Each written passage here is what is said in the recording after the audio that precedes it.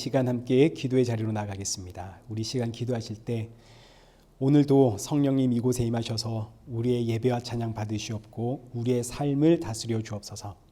한 주간 지었던 모든 죄와 불순종과 연약함 용서하여 주옵시고 오늘의 이 예배를 통하여 새 힘과 새 능력 부어 주옵소서. 우리 함께 기도하며 예배 자리로 나가겠습니다. 기도하겠습니다.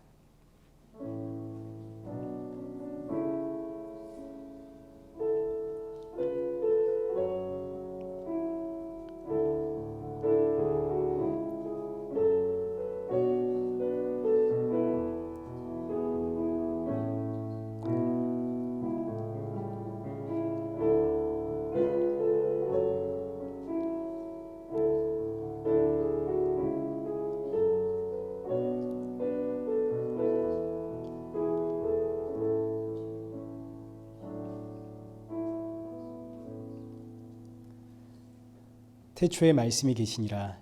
이 말씀이 하나님과 함께 계셨으니 이 말씀은 곧 하나님이시니라. 살아계신 하나님 아버지, 오늘도 우리를 이 예배 자리로 인도하심에 감사를 드립니다. 예배를 통하여 날이 갈수록 주님 오실 그날이 더욱 가까워졌음을 알고 더욱더 나의 생명의 주가 되시는 예수 그리스도를 의지하며 살아가는 우리 성도들 되어지도록 성령의 충만함 부어 주옵소서. 예배 모든 순서를 주관하여 주옵시고 이 한 주도 시험에 들지 않도록 붙들어 주옵시고 나에게 주어진 모든 상황과 환경을 통하여 하나님을 더욱더 바라보고 의지하는 우리 성도들 되게 하여 주옵소서. 예수님의 이름으로 기도드리옵나이다. 아멘. 신앙 고백하시겠습니다. 전능하사 천지를 만드신 하나님 아버지를 내가 믿사오며 그 외아들 우리 주 예수 그리스도를 믿사오니 이는 성령으로 잉태하사 동정녀 마리아에게 나시고 본디오 빌라도에게 고난을 받으사 십자가에 못 박혀 죽으시고 장사한 지 사흘 만에 죽은 자 가운데서 다시 살아나시며 하늘에 오르사 전능하신 하나님 우편에 앉아 계시다가 저리로서 산자와 죽은 자를 심판하러 오시리라. 성령을 믿사오며 거룩한 공예와 성도가 서로 교통하는 것과 죄를 사하여 주시는 것과 몸이 다시 사는 것과 영원히 사는 것을 믿사옵나이다. 아멘. 우리 교독문 127번을 우리 함께 교독하시겠습니다. 여호와를 자기 하나님으로 삼은 나라 곧 하나님의 기업으로 선택된 백성은 복이 있도다.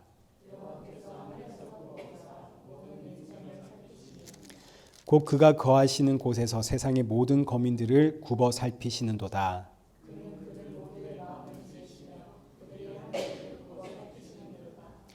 많은 군대로 구원 얻은 왕이 없으며 용사가 힘이 세어도 스스로 구원하지 못하는도다.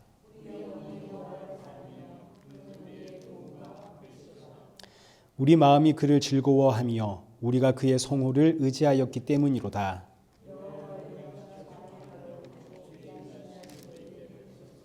아멘. 우리 찬송가 10장 우리 함께 찬양하겠습니다.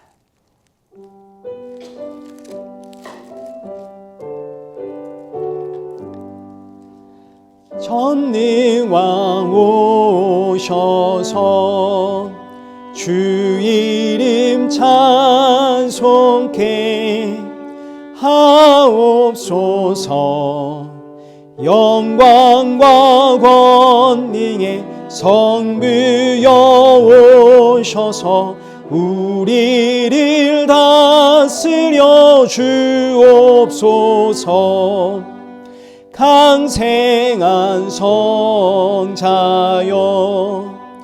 오셔서 기도를 드리소서. 택하신 백성들 복 내려 주시고 거룩한 마음을 주옵소서. 위로의 주 성령 오셔서 긴 증거 주옵소서. 전능한 주시여 각 사람 맘에서 떠나지 마시고 계십소서. 성삼위일체께 한없는 찬송을 드립니다. 존귀한 주님이 영광 중배옵고 영원히 모시게 하옵소서. 아멘. 우리 성경 봉독하시겠습니다. 우리 오늘 보실 하나님의 말씀은 요한복음 16장 1절에서 11절의 말씀입니다. 우리 한 절씩 교독하도록 하겠습니다. 내가 이것을 너희에게 이르면 너희로 실족하지 않게 하려 함이니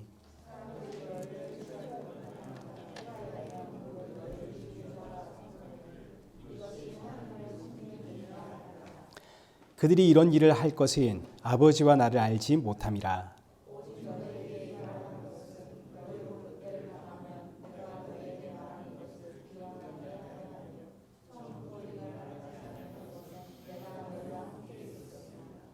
지금 내가 나를 보내신 이에게로 가는데 너희 중에서 나더러 어디로 가는지 묻는 자가 없고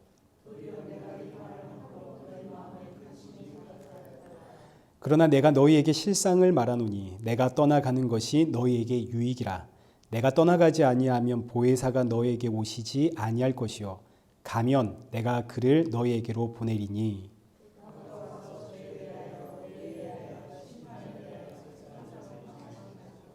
죄에 대하여라 함은 그들이 나를 믿지 아니함이요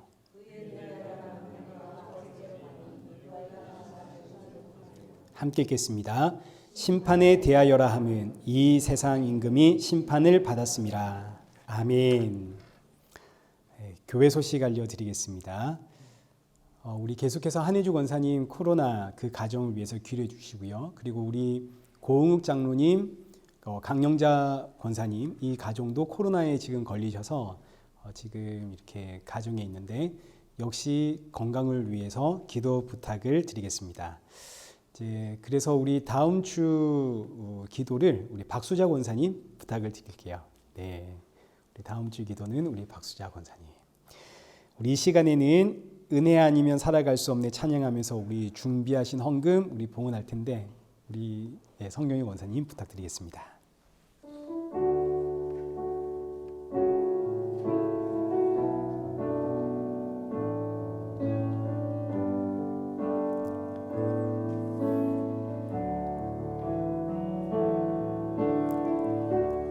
은혜 아니면 알 수가 없네.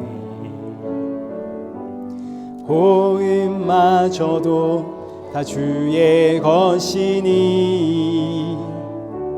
세상 평안과 위로 내게 없어도 예수 오직 예수뿐이네.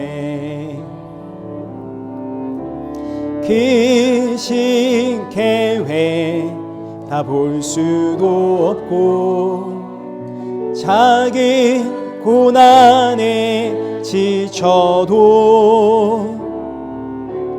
주께 묶인 나의 모든 삶 버티고 견디게 하시네. 은혜 아니면 살아갈 수가 없네.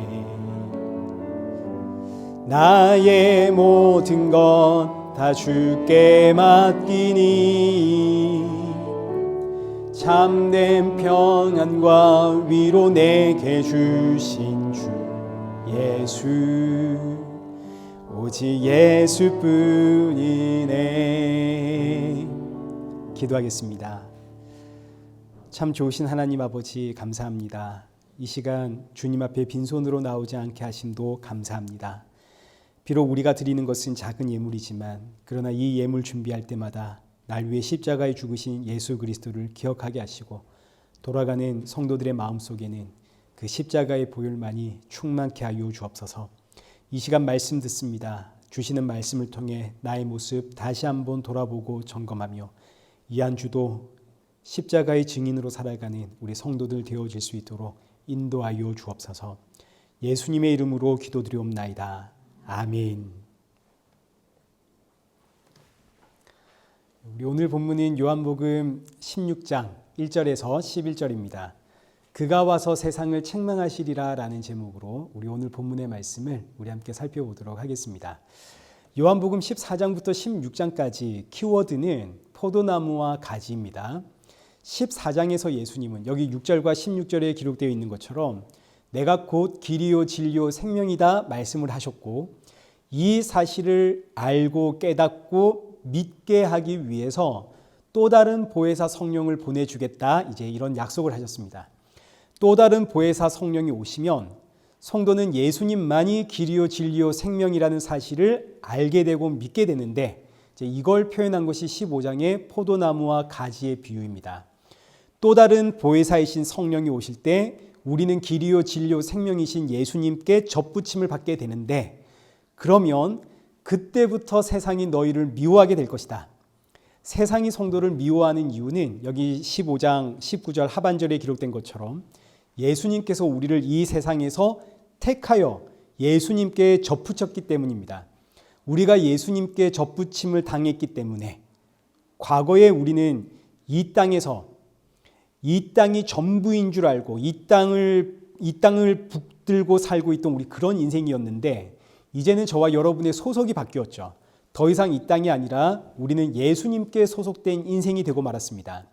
과거에는 이 땅에서 길을 찾고 진리를 찾고 생명을 찾았지만 이제는 길과 진리와 생명이 예수님께 있다는 사실을 알게 되었고 예수님과 하나가 된 인생입니다. 포도나무와 가지의 비유처럼 예수님이 내 안에 내가 예수님 안에 뿐만 아니라 소속이 바뀌었기 때문에 나를 지배하고 다스리는 법도 바뀌었습니다. 이젠 더 이상 세상의 원리로 살아가는 인생이 아니라 예수 그리스도의 십자가라는 원리와 법으로 살아가는 인생이 되고 말았습니다. 그러나 그럼에도 불구하고 우리는 여전히 이 땅의 원리로 이 세상을 살아가려고 하니까 누구에게 매맞을까요? 하나님께 매를 맞겠죠. 그래서 이제 매를 맞아서 이제는 예수님의 십자가 원리로 살아야지 하니까 이젠 누가 나를 때리나요? 세상이 나를 때리죠. 이게 성도가 이 땅을 살아가는 모습입니다.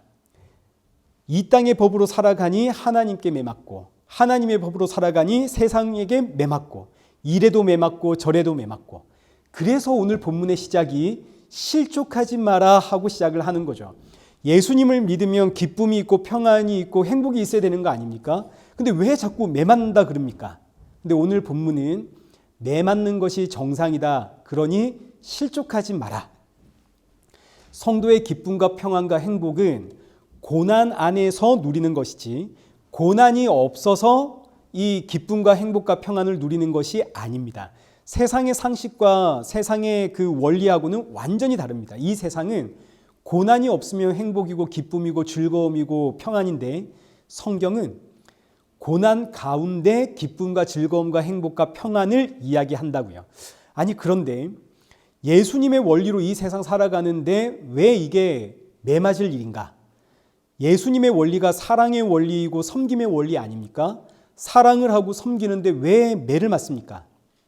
지난주에 보았듯이 여기 요한복음 7장 7절 세상이 너희를 미워하지 아니하되 나를 미워하나니 이는 내가 세상의 일들을 악하다고 증언함이라. 세상은 우리의 행위나 우리의 윤리 도덕적인 삶을 미워하는 게 아니라 예수님을 미워합니다. 예수님께서 이 땅에 오셔서 이 세상의 모든 일이 악하다 증언을 하셨거든요. 이 말씀 앞에 1차적으로 반응한 이들이 유대인들이죠. 우리는 하나님이 주신 거룩한 율법을 붙잡고 정말 흠없이 지키며 살아가고 있는데 날마다 예배드리고 모이기에 힘쓰고 온 힘과 정성과 마음을 다해 하나님의 일을 섬기고 있는데 이런 우리의 모든 삶이 악하다 이러니까 그래서 예수님을 십자가에 죽이는 거 아닙니까? 그런데 오순절 이후로 성령이 임한 제자들이 이제 이들은 예수님께 속한 인생이기 때문에 예수님을 증거할 수밖에 없습니다. 요한복음 15장 26절 이하를 보십시오. 진리의 성령이 오실 때 그가 나를 증언하실 것이다. 너희도 처음부터 나와 함께 있었으므로 증언하느니라. 이 말씀이 어떤 의미냐면 진리의 성령이 오시면 예수 그리스도를 증언할 수밖에 없다, 이런 뜻입니다. 왜냐하면 예수님께 생명이 있거든요.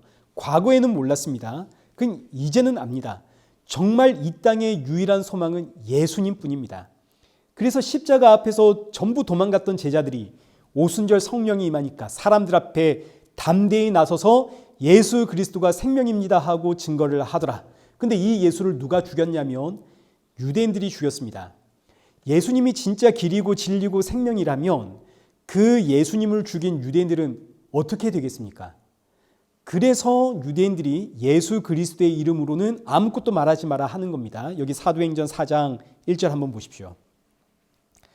사도들이 백성에게 말할 때에 제사장들과 성전 맡은 자와 사두개인들이 이르러 예수 안에 죽은 자의 부활이 있다고 백성을 가르치고 전함을 싫어하여 사도들을 잡아다가 이제 사내들인 공회에다가 세웁니다. 왜냐하면 이 제자들이 자꾸 예수 그리스도가 부활했다, 예수 그리스도 안에 부활이 있다, 영생이 있다, 이런 이야기를 하니까, 근데 이들은 예수님을 잡아 죽였으니까, 그래서 이들을 싹 잡아다가 사내들인 공회에 세웠습니다. 이 자리는 예수님이 사형 선고를 받았던 자리입니다. 아주 무시무시한 자리거든요.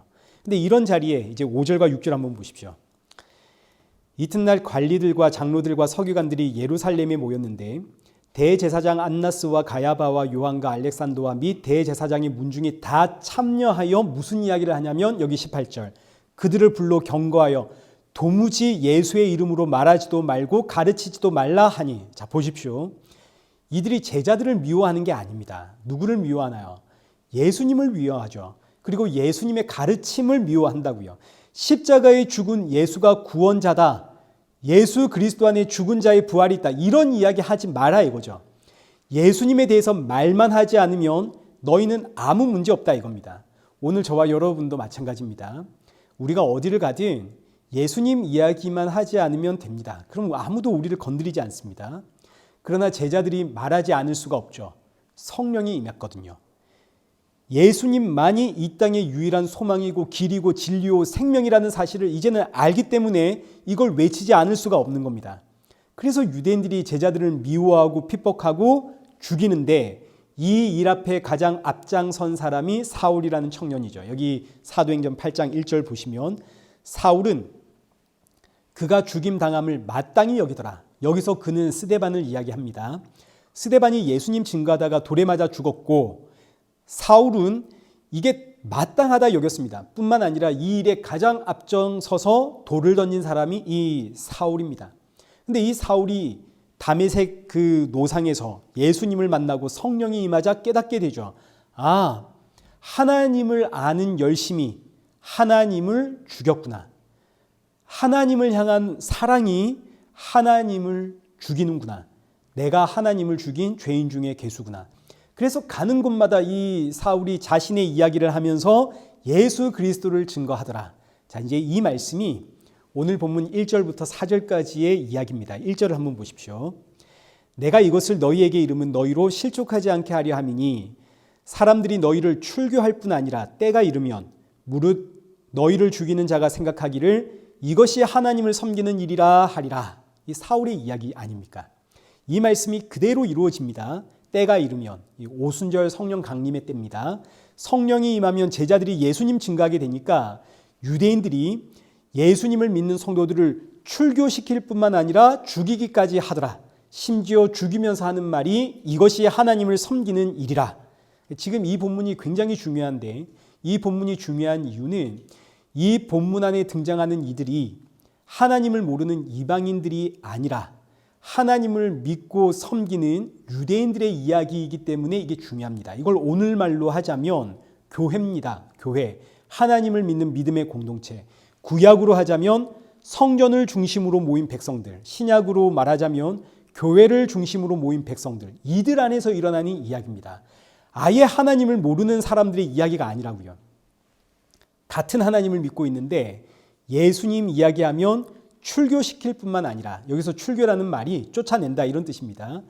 유대인들에게 가장 무서운 형벌이 출교입니다. 믿음의 공동체에서 쫓아냄, 성전을 중심으로 하는 이 유대 사회에서 쫓아냄, 교회에서 쫓아냄 뿐만 아니라 심지어 죽이기까지 하면서 하는 말이 이것이 하나님을 섬기는 일이다.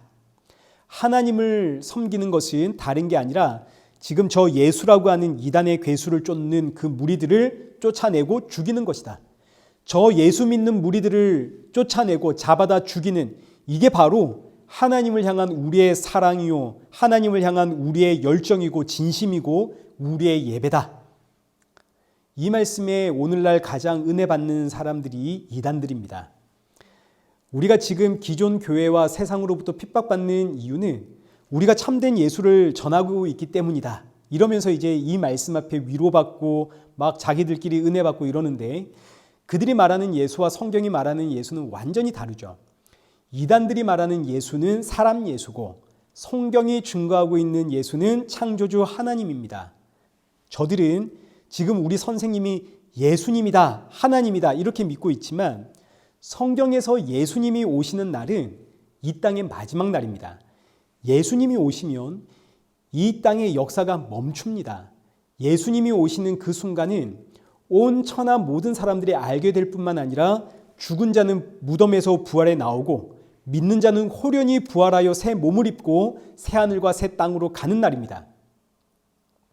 그런데 문제는 이단들이야 그렇다 치더라도 이단이 아닌 오늘날 같은 교회 안에서도 예수님 이야기하더니 핍박을 하더라. 예수님을 믿는다고 하면서도 예수님 이야기하면 이상하게 보고 이상하게 생각하는, 이게 이제 힘든 겁니다. 세상이 복음 앞에 냉담하고 냉소적인 반응을 보이는 것은 그건 힘들지 않습니다. 그러나 같은 교회 안에서 같은 하나님을 믿는데 예수님 이야기를 하면 고개를 흔들고 편협하다 그러고 왜 예수님만 이야기하냐 그러고 말씀을 이해하는 시야가 좁다 그러고 이러면 이제 우리는 흔들리는 거죠. 왜냐하면 대부분 성도들이 나보고 좀 잘못됐다, 틀렸다, 이상하다 이러니까 정말 내가 믿는 게 좀 틀린 것인가? 잘못된 것인가? 내가 이상하게 믿는 것인가? 왜 나만 좀 다르지? 여기에 대해서 예수님 하시는 말씀이 실족하지 마라. 3절, 그들이 이런 이야기를 하는 것은, 이런 일들을 벌이는 것은 아버지와 나를 알지 못합니다. 예수님 이야기에 고개를 젓게 되는 이유는 모르기 때문입니다. 하나님을 아는데 예수님에 대한 이해가 부족한 겁니다. 오늘 본문의 배경으로 이야기하자면 유대인들이 하나님을 알죠. 근데 누구를 모르나요? 예수님을 모릅니다. 그래서 예수님 죽이려고 손에 돌을 들었습니다. 그렇다고 해서 이들이 하나님의 백성이 아닌 건가요? 그렇지 않습니다. 사도 바울을 보십시오. 제일 앞장서서 손에 돌을 들고 던진 사람입니다. 그러나 예수님은 이들을 살리기 위해 십자가에 죽으셨고 때가 되어 자기 백성들 성령으로 찾아가시니 사도 바울처럼 손에 돌을 든 자들이 예수님을 알게 되더라. 마찬가지입니다. 오늘 이 시대 신약 교회도 하나님을 알고 예수님을 아는데 예수님에 대한 이해가 부족합니다. 저도 밴쿠버 오기 전에는 그 이해가 부족했습니다. 제가 몇 번 이야기했던 것 같기도 한데 하나님도 알고 예수님도 알고 성령님도 알고 삼위일체 하나님을 믿기 때문에 제가 목사가 된 거 아닙니까? 하나님에 대해 얼마나 뜨거운 열정이 있었으면 제가 목사가 되기로 했겠습니까? 근데 예수님에 대한 이해가 부족하니까 안 믿는 것이 아니라 이해가 부족한 겁니다. 왜냐하면 들어본 적이 별로 없거든요. 신앙의 중심이 언제나 하나님이었지 예수님이 아니었습니다. 제가 신대원을 다닐 때 저랑 안면이 있던 목사님, 어느 날 교회에서 쫓겨났다 그러더라고요. 그분이 왜 쫓겨났냐? 주일학교 이 애들에게 하나님을 이렇게 믿으면 안 된다, 예수님 믿어라 이렇게 설교를 했다가 부장 집사님이 애들한테 설교 왜 그렇게 하냐, 그래서 부장 집사님하고 논쟁을 하다가 일이 커져가지고 이제 교회에서 쫓겨나왔다, 이제 그런 이야기를 들은 겁니다. 그때 제가 속으로 아니 그게 무슨 고집인가? 하나님을 믿으면 하나님이 좋은 거 주시지, 기도하다 보면 때가 되면 하나님이 응답해 주시고 필요하면 하나님이 언제든 때가 되면 나에게 채워주시는 것이지 아니 뭐 저렇게 유별나게 자기 주장을 저렇게 고집을 하면서 그렇게 하나님 믿으면 안 된다, 그렇게 기도하면 안 된다, 예수님 믿어라. 제가 이해를 하나도 못했습니다. 그러다가 밴쿠버 오기 직전에 있던 마지막 교회에서 그 교회 표어가 하나님이 하시리라입니다. 그 수십 년 동안 변하지 않는 표어, 모든 성도들이 다 좋아하는 표어입니다. 원로 목사님이 정하신 표어거든요. 하나님이 하시리라. 이 말씀이 묵상하면 굉장한 은혜가 되지 않습니까? 하나님이 하시리라. 그런데 어느 날 주일 오후 설교 때 초등부 담당하던 목사님이 이제 이 주일 오후 설교 시간에 하나님이 하시리라도 너무너무 좋지만 예수님이 하시리라 하면 더 좋겠습니다. 이렇게 설교를 했다가 괘씸죄에 걸려가지고 그해 교회를 사임했습니다. 이게 지금 여러분 안 믿으실지 모르겠지만 이게 지금 다 제가 경험했던 실화입니다. 그때는 저도 아니 왜 저렇게 예수님 강조하나 참 유별나다. 하나님이 하시리라 이러면 그 안에 전부 다 포함된 거지 굳이 뭘 저렇게 이야기를 할까 그랬다고요. 제가 몰랐던 사람인 거죠. 안 믿는 사람이 아니라 몰랐던 사람, 이해를 못했던 사람, 예수님에 대한 이해가 너무너무 부족했던 사람. 근데 이런 제가 이 밴쿠버에 와서 일회교회 담임하면서 매주 설교를 준비하다 보니까 삼위일체 하나님은 예수 그리스도 안에서 정의가 되는구나. 십자가에 죽으신 예수님이 바로 나를 살리기 위해 이 땅에 오신 하나님이시구나. 우리는 하나님을 믿는 게 아니라 이 땅에 오신 예수님을 믿는구나. 그래서 우리를 예수교라고 하는구나. 하나님 중심의 신앙이 예수 그리스도 중심의 신앙으로 바뀌더라. 제 삶이 구약에서 신약으로 바뀌더라. 이런 이야기가 되는 겁니다. 그동안 살펴보았던 요한복음도 예수님께서 제자들에게 누차 강조하신 말씀이 나를 본 자는 누구를 보았고 아버지를 보았고 나를 믿는 자는 누구를 믿고 아버지를 믿는 것이고 나를 사랑하는 자는 아버지를 사랑하는 자고 나는 아버지 안에 아버지는 내 안에 그리고 그날이 되면 때가 되면 너희도 내 안에 내가 너희 안에 있는 것을 너희가 알게 될 것이다. 예수님 아는 게 전부를 아는 겁니다. 우리의 신앙이 예수님입니다. 근데 왜 저는 그동안 예수님보다 하나님에 대해서 들어왔을까요? 우리의 필요와 욕구와 탐심을 채워주기 위해선 하나님 이야기 해야 되기 때문입니다. 예수님 이야기를 하게 되면 필연적으로 십자가 이야기해야 되고 십자가를 이야기하려면 우리의 죄와 악을 고발해야 되는데 이게 참 불편한 이야기거든요. 근데 하나님 이야기를 하면 이런 불편한 이야기 안 해도 됩니다. 무엇보다 우리가 원하는 이야기는 하나님을 통해서 나의 니즈가 채워지는 이야기입니다. 하나님을 의뢰하고 신뢰하고 그러면 하나님이 채워주신다더라. 해결해 주신다더라. 그러니 하나님께 올인하십시오. 하나님이 기뻐하시는 일을 하십시오. 더 많이 충성하고 헌신하십시오. 하나님이 채워주십니다. 얼마나 듣기 좋나요? 뿐만 아니라 교회도 결국은 돈이 있어야 유지되는 공동체입니다. 저희 교회도 헌금이 나와야 이게 유지되는 공동체입니다. 올해 초에 저희 예산 공동의회 하기 전에 권사님 한 분이 교회 재정을 걱정하시는 권사님 한 분이 정말 저에게 너무너무 미안하고 죄송한 마음으로 이런 이야기를 하셨거든요. 목사님 사례비를 지금처럼 받으셔야 됩니까? 혹시 한국에 후원 들어오는 건 없으십니까? 너무 미안해하면서 말씀을 하시는데 그만큼 이제 저희 교회 재정이 어렵다 이런 이야기 아닙니까? 저 역시 그 이야기를 들을 때 얼마나 미안하고 죄송한지. 그러나 또 한편으로는 여기서 더 줄어들면 내가 버틸 수 있을까? 그러니 이 방송 보시는 성도님들 감동이 있으시면 후원 좀 해주십시오.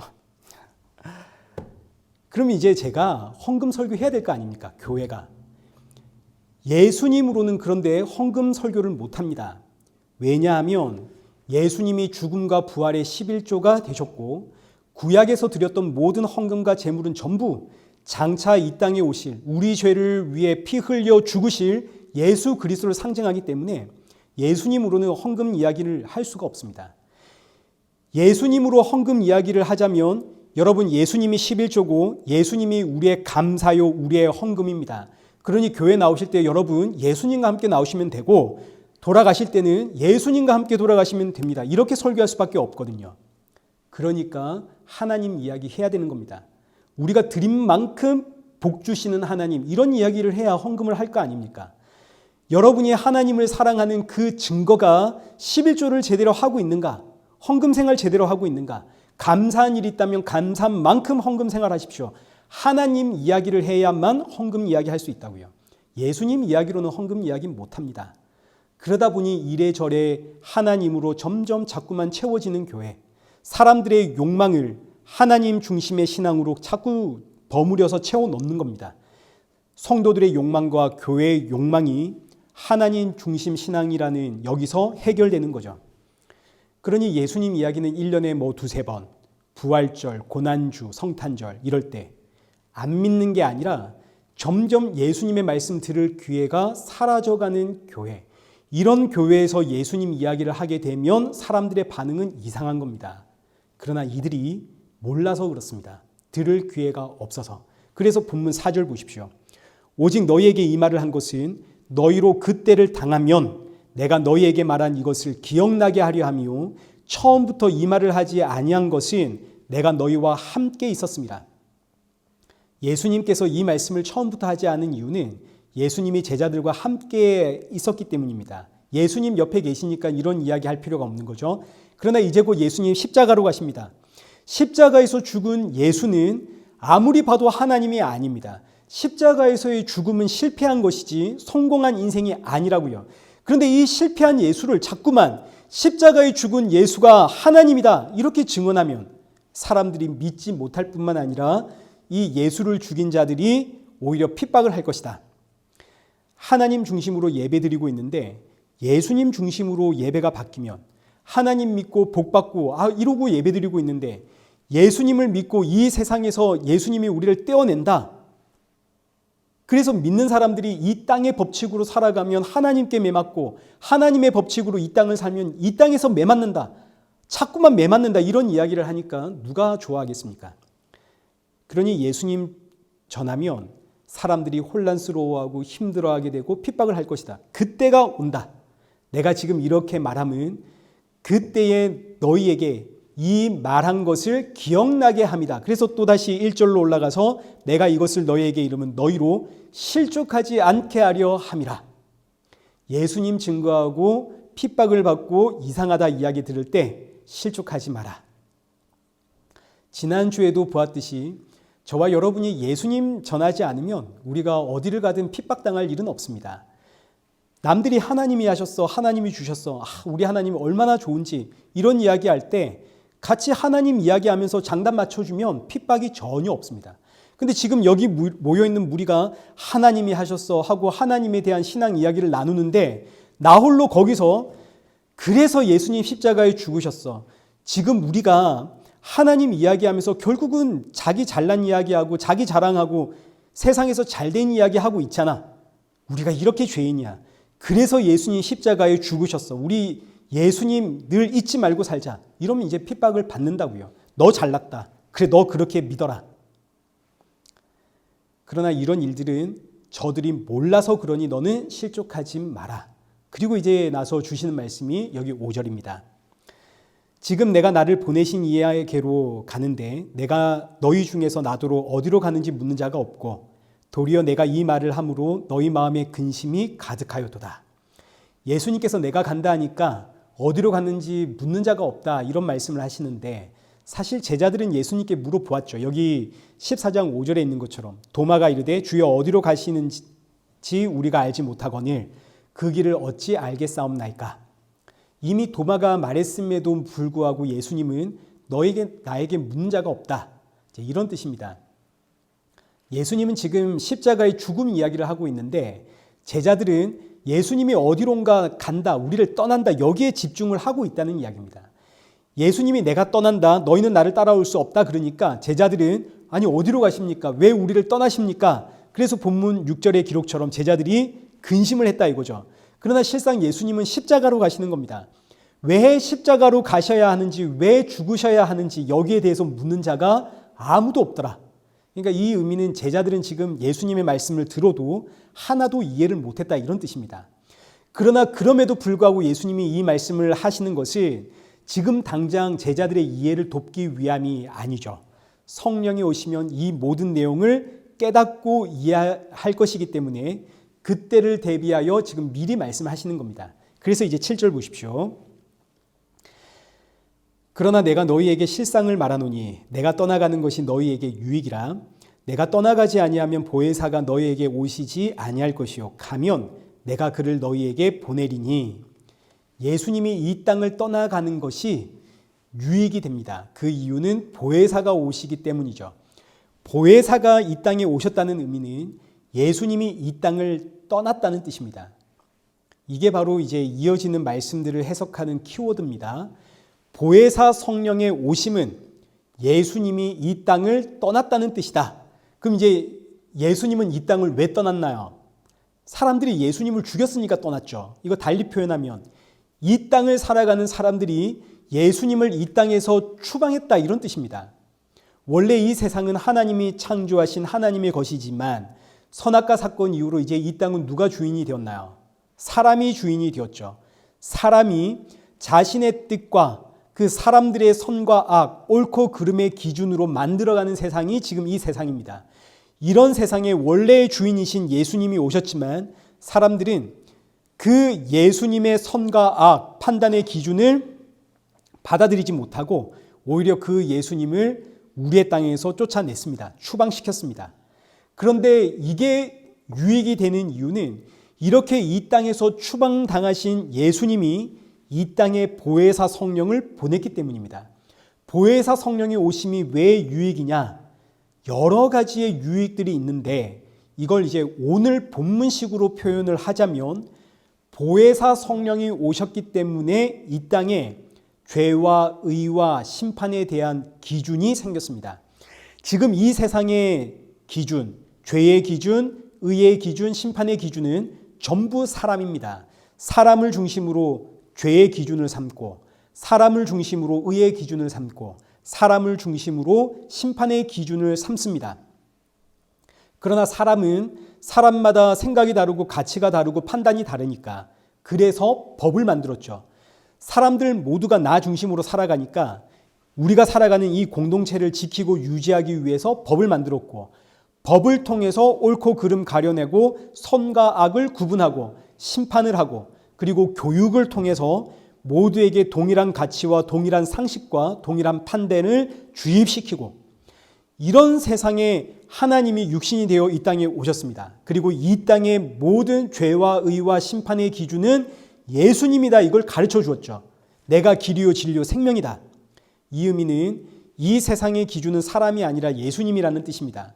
근데 여러분 이 말씀이 얼마나 복된 말씀인지 모릅니다. 세상은 옳고 그름을 반드시 가려냅니다. 누가 잘했냐 못했냐 이거 반드시 따집니다. 이 땅의 모든 종교도 사람이 만들어냈기 때문에 그 어떤 종교에 가도 결국은 사람 중심으로 옳은 것과 그른 것을 구분해내고 착한 것과 나쁜 것을 구분해내서 정죄하고 판단합니다. 그러나 기독교는 이 땅의 옳고 그름을 구분하고 판단하는 종교가 아니라 기준 자체가 바뀌었다는 것을 선포하는 종교입니다.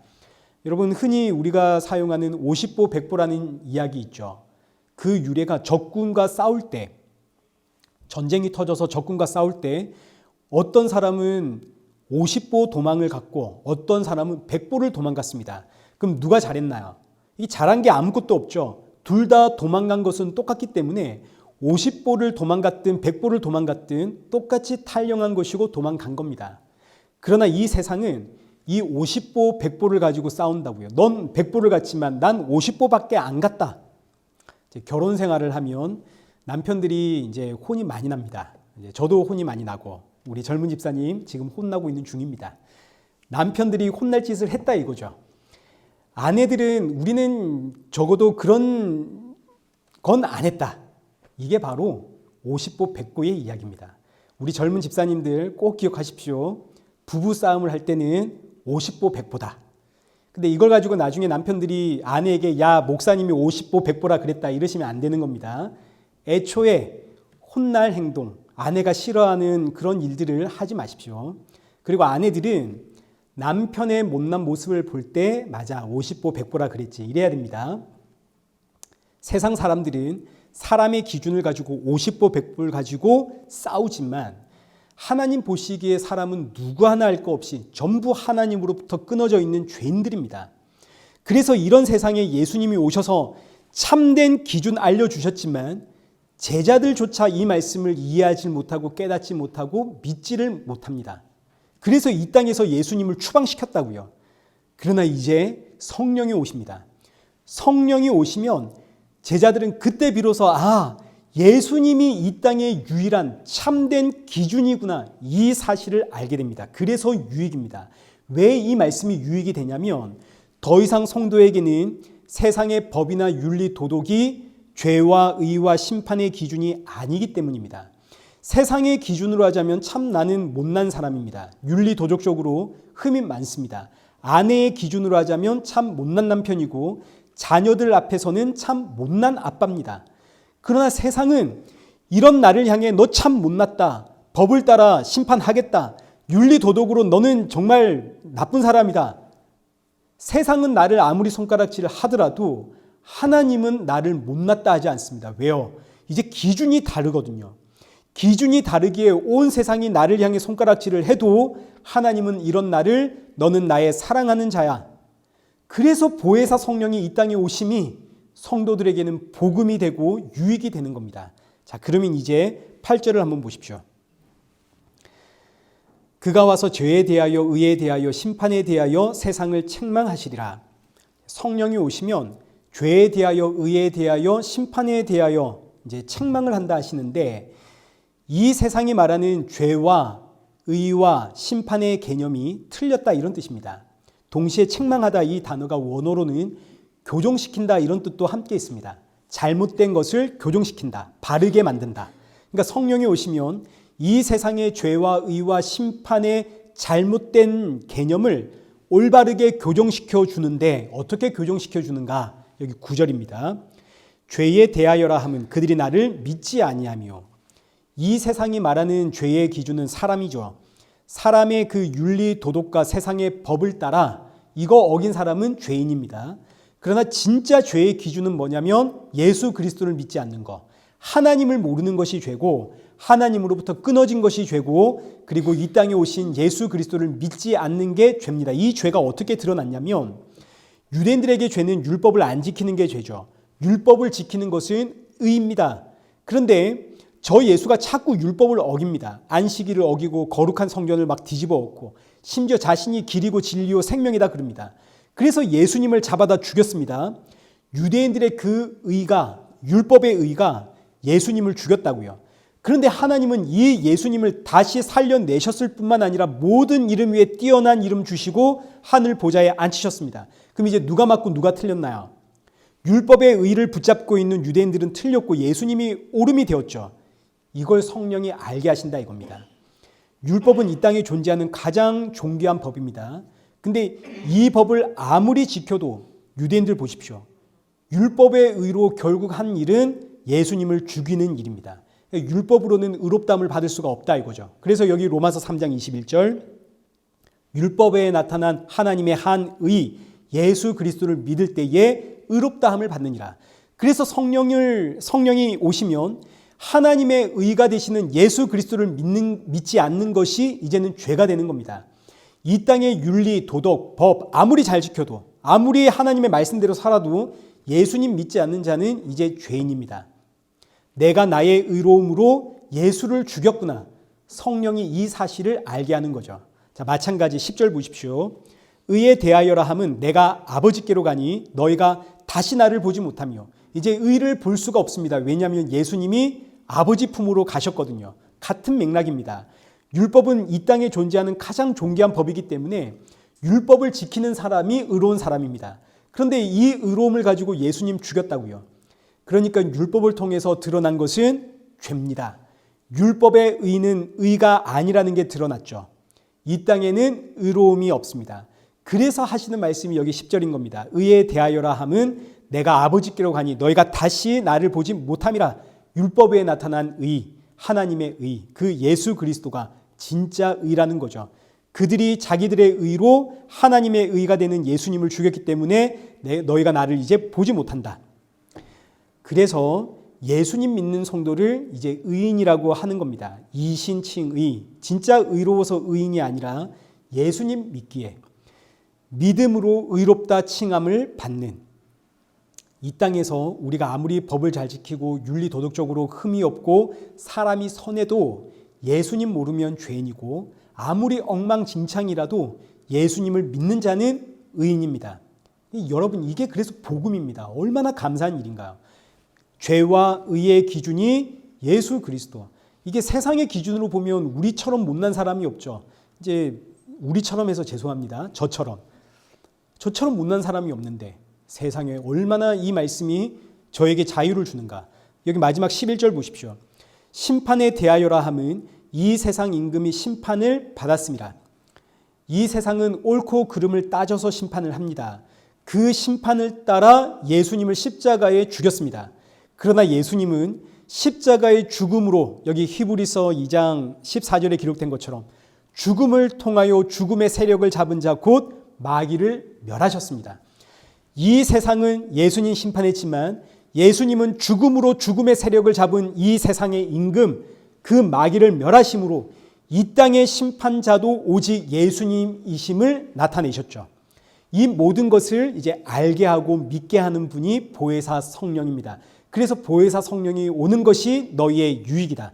세상 그 누가 뭐라 해도 예수 그리스도 안에 있는 성도는 하나님의 백성이고 거룩하고 의롭고 점도 없고 흠도 없고 티도 없는 어린 양의 신부입니다. 얼마나 감사한지. 이게 진짜 복음 아닙니까? 특별히 여기 이제 PPT 한 장 넘겨주시면 여기 9절에서 11절까지의 말씀, 이 말씀이 신학적인 용어로 성령의 객관적인 사역이라고 표현을 하는데 성령의 주관적인 사역이 있습니다. 주관적이다라는 말은 개개인마다 차이가 있다는 이야기입니다. 성령이 임했을 때 어떤 분들은 막 가슴이 뜨거워지고 눈물이 나고 회개 기도를 하게 되고, 반면 어떤 분들은 그 어떤 감정적인 변화는 없지만 내적 확신은 더욱더 분명해지고, 또 어떤 분은 성령이 임했더니 방언도 하게 되고 막 귀신 쫓아내게 되고, 또 어떤 분들은 아무런 일들이 일어나지 않고, 이게 이제 성령의 주관적인 사역입니다. 이 사람에게는 있지만 저 사람에게 똑같은 일이 없을 수도 있는 거죠. 이걸 가지고 성령 받았냐 못 받았냐 이런 말 하시면 안 되는 겁니다. 방언을 하면 성령 받은 성도, 방언 못하면 성령 못 받은 성도, 그런 거 아니라고요. 은사는 모두에게 하나님께서 맞춤형으로 주시는 겁니다.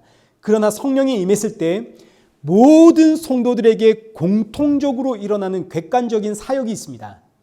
이건 성령이 임한 모든 성도들에게 반드시 일어나는 현상인데, 이것을 성령의 객관적 사역이라고 이제 오늘 본문의 이야기, 바로 이 말씀입니다. 죄에 대하여, 의에 대하여, 심판에 대하여 이 땅의 모든 기준이 예수 그리스도가 되었다. 죄의 기준도 예수 그리스도요, 의에 대한 기준도 예수 그리스도요, 심판에 대한 기준도 예수 그리스도요. 이게 바로 모든 성령이 임한 성도들에게 공통되게 일어나는 성령의 사역이다. 그래서 성령의 객관적 사역이다. 이렇게 이야기를 합니다. 우리 안에 그렇기 때문에 우리 삶의 기준이 예수님이 된 거죠. 자, 그런데 너무너무 놀라운 것은 이 말씀은 지금 여기에 이렇게 기록된 게 아니라 사실 성경의 제일 처음부터 창세기부터 시작해서 요한계시록까지 성경 전체를 사실은 이 말씀이 덮고 있습니다. 창세기에서 아담과 하와가 선악과를 먹고 자기가 발가벗음을 깨닫게 되자 무화과 잎으로 자신들의 그 발가벗은 수치를 막 가리게 됩니다. 근데 하나님이 오시니까 도무지 이 모습으로는 하나님 앞에 설 수가 없어서 너무 부끄럽고 너무 두려워서 숨죠. 그때 하나님이 이 아담과 하와에게 뭐 주시나요? 가죽옷을 만들어 주시죠. 가죽옷을 입은 아담과 하와는 그때 비로소 하나님 앞에 설 수가 있게 됩니다. 물론 에덴 동산에서 쫓겨나지만 이 사건은 선악과 먹은 인생은 이제 더 이상 자신들의 힘과 노력과 정성으로는 하나님 앞에 설 수 없고 오직 하나님이 주신 옷을 입어야만 하나님 앞에 설 수 있다는 뜻입니다. 근데 이 가죽옷이 무엇을 상징하나요? 가죽옷을 만들려면 살아있는 짐승을 잡아다가 피를 흘려야 됩니다. 그러니까 이 가죽옷은 아담과 하와를 살리기 위해 피 흘려 죽으신 예수 그리스도를 상징하는 겁니다. 선악과 사건부터 이미 성경은 이 땅의 죄와 의와 심판의 기준, 하나님 앞에 설 수 있는 기준은 오직 예수뿐이다. 이거 밝히면서 시작을 하는 거죠. 오직 예수님으로 옷 입어야만 하나님 앞에 설 수 있다. 이 가죽옷의 이야기입니다. 그리고 나서 이제 성경의 마지막에 되어지는 요한계시록 보면 7 교회의 이야기가 나오는데, 그 중에서도 마지막에 등장하는 라오디아 교회는 말세의 교회를 상징하는 것으로, 말세의 교회는 두 가지의 특징이, 아주 확정적인 두 가지의 특징이 나타나는데, 첫째는 여기 요한계시록 4장 15절, 차지도 않고 뜨겁지도 않습니다. 왜냐하면 이 교회가 이제 부자가 되어버렸거든요. 17절 보십시오. 나는 부자라 부유하여 부족한 것이 없다. 가난할 때는 얼마나 뜨거웠는지 모릅니다. 얼마나 기도하며 정성과 힘을 내며 교회를 건축하고, 정말 우리도 대단했었죠. 우리나라도 한때. 그러나 이제는 부유해졌습니다. 별로 아쉬울 게 없습니다. 남부럽지 않게 살아갑니다. 그러나 그렇다고 해서 교회를 떠나지도 못합니다. 혹 떠났다가 하나님의 심판받으면 어떻게 하나. 이 모습이 바로 차지도 않고 뜨겁지도 않은 오늘날 말세의 교회의 특징적인 모습입니다. 그리고 또 하나의 특징이 뭐냐면 17절 하반절 그리고 18절에 기록되어 있는 것처럼 교회가 벌거벗습니다. 교회가 자꾸 옷을 벗습니다. 벌거벗은 교회. 교회는 무엇으로 옷을 입어야 되나요? 하나님이 주신 가죽 옷, 예수 그리스도로 옷을 입어야 됩니다. 그런데 말세의 교회의 특징은 뭐냐면 자꾸 그 옷을 벗어냅니다. 그리고 자신들이 만든 옷을 입습니다. 하나님 앞에 자신들의 의로 만들어낸 옷을 입는, 이게 벌거벗은 교회. 그래서 주시는 말씀이 안약을 사서 너희 눈에 부어 너희가 지금 벌거벗은 것을 보아라. 그리고 마지막 요한계시록 19장 어린 양의 혼인잔치가 열리는데, 여기 8절 말씀 보시면 어린 양의 혼인잔치에 참여하는 자들은 하나님이 주시는 빛나고 깨끗한 세마포 옷을 입게 되는데, 이 세마포 옷이 성도들의 옳은 행실이라 그럽니다. 성도들의 옳은 행실, 성도들의 의다, 이런 이야기죠. 근데 우리는 앞서 의의 기준이 누구였나요? 예수님이라는 사실을 배웠습니다. 성도의 의는 오직 예수 그리스도. 그럼 여기서 빛나고 깨끗한 세마포 옷은 누구를 상징합니까? 예수 그리스도를 상징하는 거죠. 마지막 하나님 나라의 그 혼인잔치에도 예수 그리스도로 옷 입은 자만 들어가는 겁니다. 그러니 보십시오.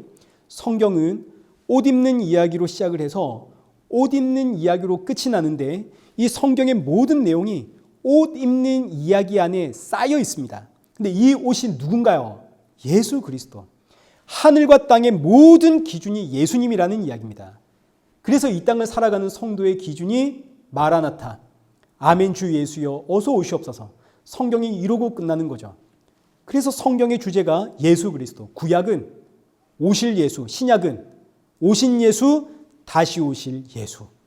우리 삶의 기준이 예수님입니다. 말씀을 맺겠습니다.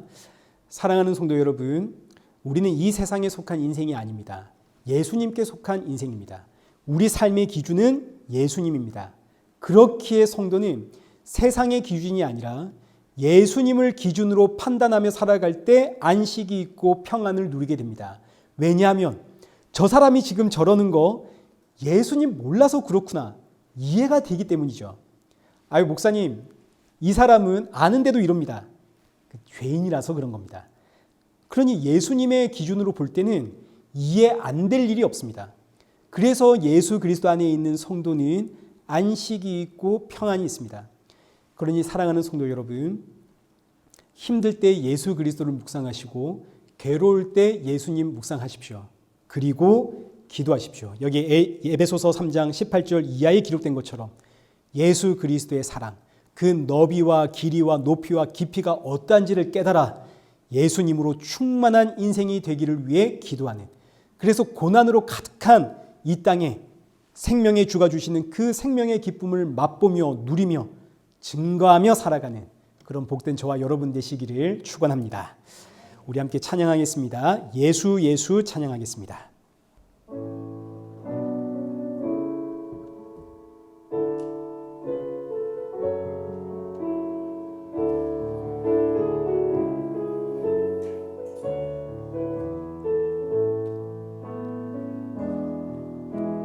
슬픈 마음 있는 자, 몸과 영혼 병든 자, 누구든지 부르시오. 예수 이름 부르시오. 그 이름을 믿는 자, 그 이름을 부르는 자, 그가 어떤 사람이든 그는 구원하. 은가금 내게 없으나, 은가금 내게 없으나 나 가진 건 너에게 주니. 능력의 이름 예수라. 그 이름을 붙드시오. 그 이름을 믿는 자, 그 이름을 외치는 자, 그가 어떤 사람이든 그는 주의 영광 보리라. 예수 예수 오 능력의 그 이름 예수 나 외쳐 부르네. 예수 예수 오 구원의 그 이름 예수 나 외쳐 부르네. 예수 그리스도. 우리 이 시간 함께 기도하겠습니다. 우리는 예수님께 속한 백성입니다. 우리의 삶을 다스리는 원리가 달라진 인생입니다. 그렇기에 이 땅에서 일어나는 모든 일들 이해할 수 있습니다. 그러나 그렇다고 해서 내 안의 분노와 욕망을 다스릴 수 있는 인생은 아닙니다. 이건 기도의 영역입니다. 그러니 우리 이 시간 기도하실 때 나에게 일어나는 수많은 일들로 인해서 화가 나기도 하고 때로는 질투가 나기도 하고 자꾸 원망이 나오고 이 세상을 향한 욕망이 들끓을 때, 그럼에도 불구하고 이런 나를 의롭다 하시고 거룩하다 하시는 그 십자가의 예수님을 바라보며 묵상하는 성도가 되도록 내 마음을 붙잡아 주옵소서. 우리 기도하시고, 비록 그 순간에 내 마음 주체할 수 없어 독한 말도 쏟아내며 싸웠지만 예수님 내 앞에 계시기에 내가 먼저 손 내밀 수 있는 성도 되게 하여 주옵소서. 내 마음과 중심, 생각 지켜주시고 삶의 기준이 예수님 되게 하시고 예수님 증거하는 성도가 되게 하여 주옵소서. 우리 이 시간 주신 말씀 붙잡고 기도의 자리로 나아가겠습니다. 기도하겠습니다.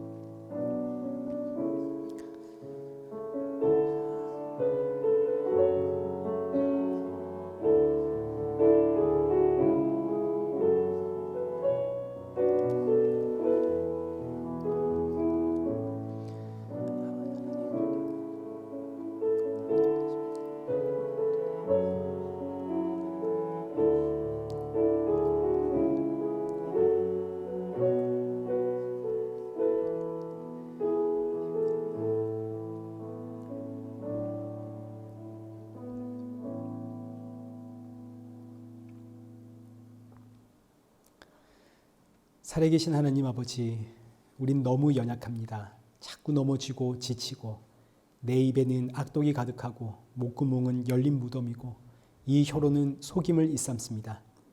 그러나 그럼에도 불구하고 이런 우리를 의롭다 칭하시고 거룩하다 하시며 내 아들이라 칭하시니 이 은혜와 사랑을 측량할 수가 없습니다.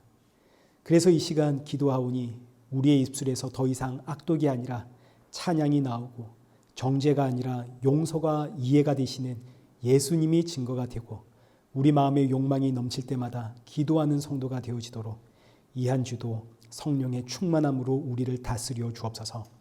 주님 만날 그날 사모하며 오늘의 고난을 감사로 이겨내며 주가 이루신 승리를 묵상하며 평안을 맛보며 살아가는 우리 성도들 될 수 있도록 지켜주옵소서. 예수님의 이름으로 기도드리옵나이다. 아멘. 이제는 우리 주 예수 그리스도의 은혜와 성부 하나님의 크신 사랑과 성령 하나님의 위로교통 충만하심이 오직 예수 그리스도 안에 기쁨과 평안과 감사와 위로를 누리며 주님 만날 그날 사모하며 살아가는 우리 일회교회와 성도들과 온 세계 교회 머리머리 위에 이제로부터 영원토록 함께 있을지어다. 아멘.